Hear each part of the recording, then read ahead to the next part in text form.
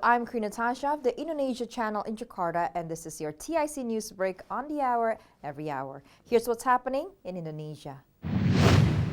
Papua New Guinea Prime Minister James Marape met with President Joko Widodo on Thursday to discuss ways to further deepen bilateral trade ties between the two countries. The leaders set their sights on increasing the current bilateral trade volume, which managed to book a strong growth despite the pandemic. Widodo said Indonesia-Papua New Guinea trade volume jumped 87% in the COVID-stricken 2021 compared to the previous year, and even higher than the pre-pandemic levels. He also called for a bilateral investment agreement to facilitate and protect investors of both countries.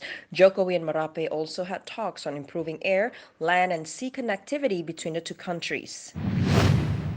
GoTo Group, Indonesia's biggest tech firm, plans to raise $1.1 billion in an initial public offering, pricing the deal in the top half of its indicative range and making it one of Asia's biggest IPOs so far this year. GoTo, formed last year by the merger of ride-hailing to payments from Gojek and e-commerce leader Tokopedia, surprised investors and analysts when it launched its IPO process in March, braving turbulence in global equity markets. GoTo's offering attracted strong institutional demand in the book-building process despite a weak investor appetite for tech stocks. The company is backed by the likes of SoftBank Group Corp, Alibaba Group, and Singapore Sovereign Wealth Fund GIC. GoTo priced its IPO at 338 rupiah per share, representing a projected market value of about $28 billion, which would make it the country's fourth most valuable listed company. The company received enough investor orders for its IPO to raise at least $1.1 billion within its targeted price band. In the financial market, here's how stocks and the currency closed in Jakarta and around the region.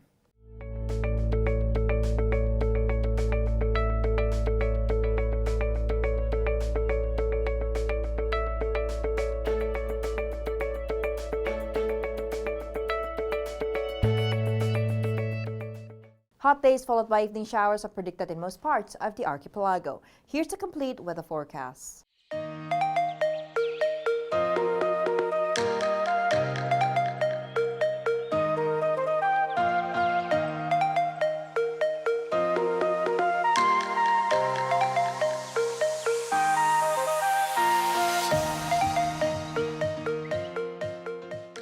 And that's what's happening in Indonesia. I'm Queen Natasha with your TIC News Break.